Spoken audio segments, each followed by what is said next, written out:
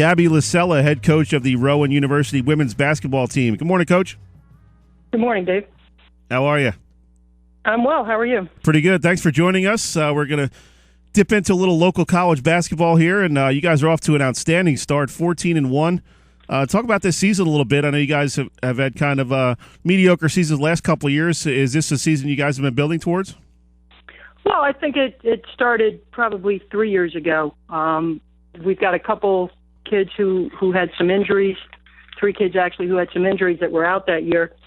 So, that kind of put us in a rough spot, and then just had some young kids coming in. And I do think we've been building towards this for a few years. And, got off to a good start last year, couldn't quite finish it off, and hopefully we're in a different position this year.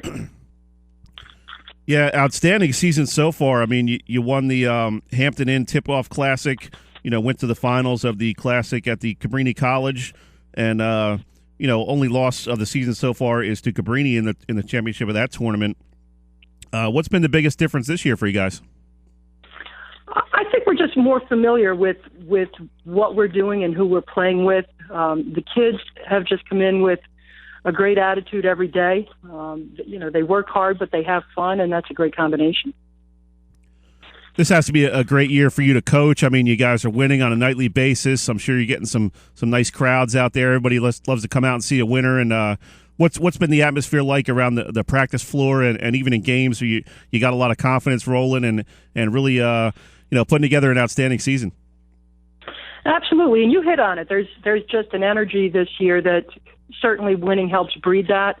But I do think from the first day of practice, we've got kids that have built that right along. As you mentioned earlier, we've got some kids from that Cape Atlantic League, and they're they're a big part of that, bringing energy to the floor every single day. Now, our producer is Cole Raring, older brother of Alex. What's she like to coach on a daily basis?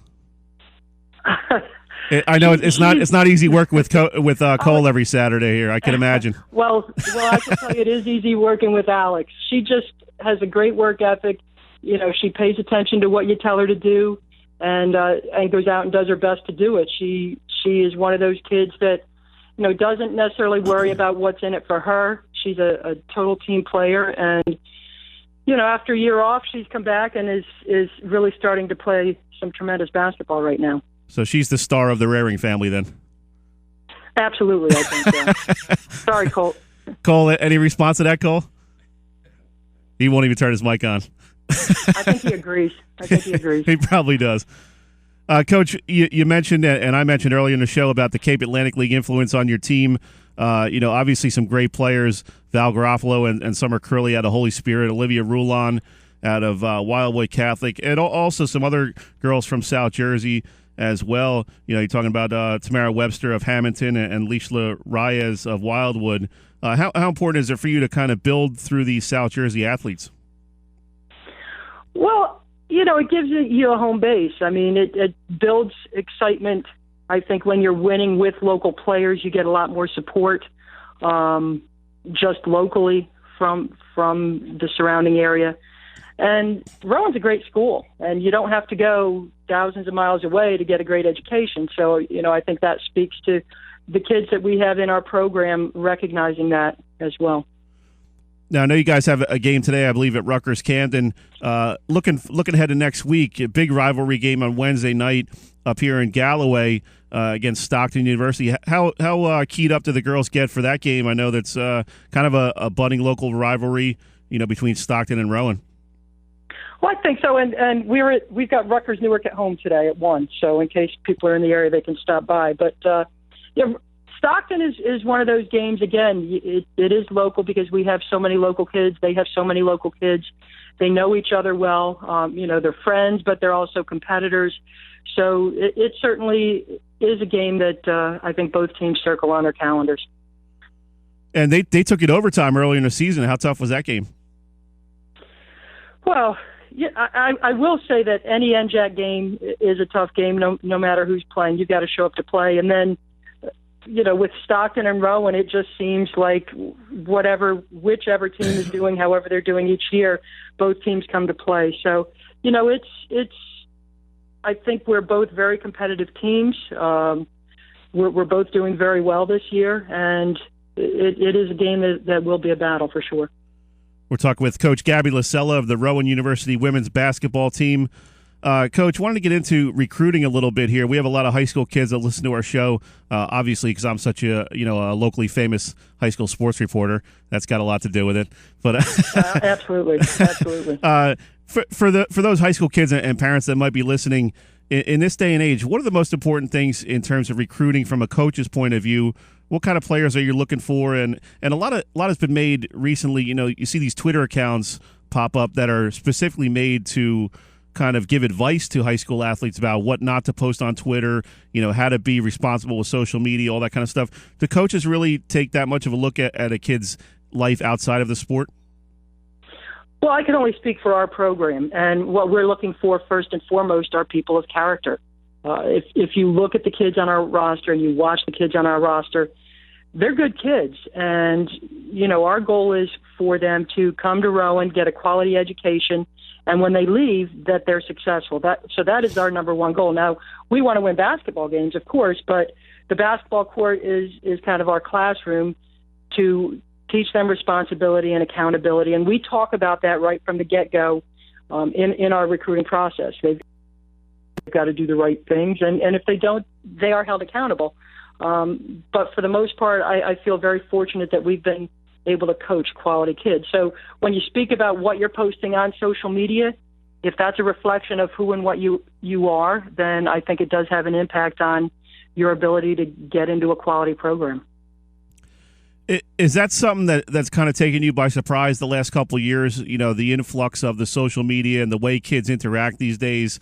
You see from time to time where a kid will post something inappropriate and all of a sudden they've lost their scholarship. I mean, I think kids these days need to realize that they are public figures to a certain extent when they're star players in high school, and that needs to be reflected on all their dealings with not only the media but the social media as well. Well, World Wide Web means worldwide. And, when you think you're doing something funny and you can yank it right back down, once it's out there, it's out there. And there are people out there who want to try and drag people down. And so if you give people the opportunity to target you, in this day and age, as you said, everything is out there for everybody. Like, we are becoming a more and more public society. And so there is nothing that is just really your own little cocoon unless you keep it that way. Talking with Coach Gabby Lisella of the Rowan University women's basketball team. Coach, in terms of players that you get at this level, obviously some of them are talented enough to play Division I, but they choose to go Division III instead. What kind of player is it that makes an impact at this level, and why would they choose a school like Rowan over, say, maybe a smaller Division I school? Well, I think you can be big fish, little fish. We want to be in a position to compete for championships, and I think that the NJAC puts you in a position to do that. A scholarship isn't the be-all, end-all. I think kids that choose to come to a school like Rowan recognize that it's such a great investment in your future. And, a lot of these kids that think they want to go away, they're Jersey kids, and they want to come back to Jersey. So, for example, if you want to be a teacher, the state certifies teachers in the state of New Jersey. So, right. An awful lot of them, even if they go away, they're coming back to a school like Rowan to be able to do what it is they want to do. So, I think just really seeing big picture, having longer, like a more of an insight into what you want to do with the rest of your life, and picking a school that's going to prepare you best to do that. How important is the relationship you build with the parents during the recruiting process? I mean, have you ever gotten to a point where you said, I don't know if I want this kid because their parents are just over the top, they're nuts? Actually, yeah. It's kind of funny. It's not necessarily a ton of interaction. Again, we have conversations with parents where we discuss the time their child is coming to us. They are a young adult, and we need to help them be successful in becoming an adult. So, we have conversations with parents with that ahead of time. But I can tell you when I've been in a gym, and a lot of times people don't know I'm there. That's the way I like it. And you see a parent screaming and, targeting other players and coaches and all that stuff. For me, I've done this long enough that not necessarily something I want to be a part of. And a lot of times the apple doesn't fall far from the tree, too. Right. So. Coach, what are some of the most typical questions a parent might ask during the recruiting process? What do they want to know most about when their kid goes to college to play athletics? I think that they're going to be treated with respect. They're going to be taken care of, and that they're going to get a preparation for them to be successful.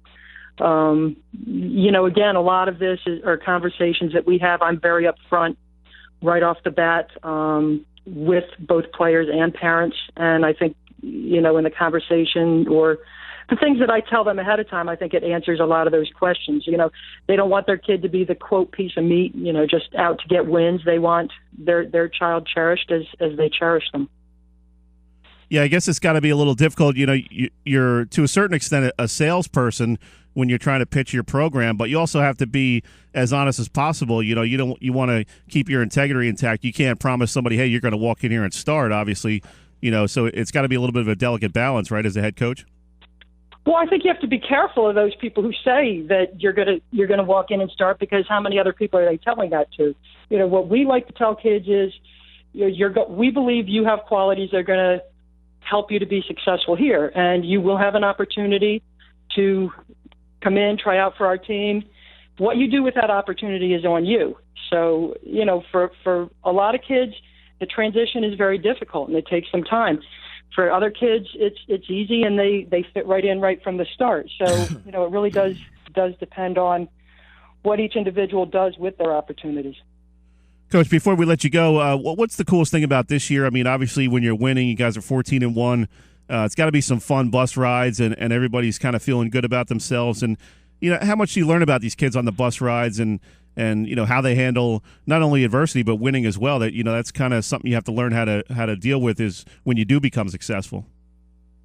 Well, the most fun thing about this team, and every team is different. This team is just a very loose group. I personally, I think, am probably much more serious in preparation. And, when you go through your team warm-ups, you're like focused. And they're just loose and having fun to the point that, I don't always watch them because it's just not really me. But it is them, and I have to allow them to be them for them to be successful. So, just the way that they have fun with each other, they support each other. I mean, our bench has been fantastic. They've really taken their role in our success very seriously. So just, overall, top to bottom, all of the kids in this group just are good-natured kids who like to have fun and like to work hard for each other. So for me, that's the best part of this season. Is the bench taking any of the ideas from the Monmouth University men's basketball team? Well, here's what's funny.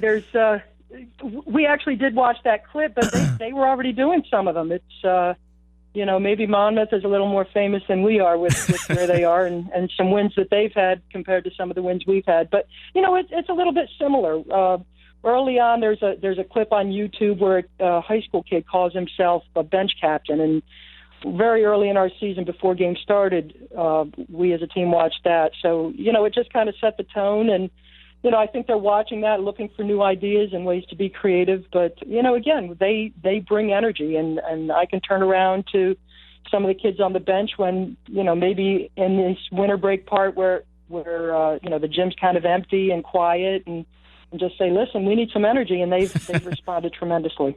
Nice. Awesome. Good stuff, Coach. Appreciate you taking a few minutes, and good luck the rest of the way. Thanks, Dave. No problem. That was Coach Gabby Lisella of the Rowan University women's basketball team.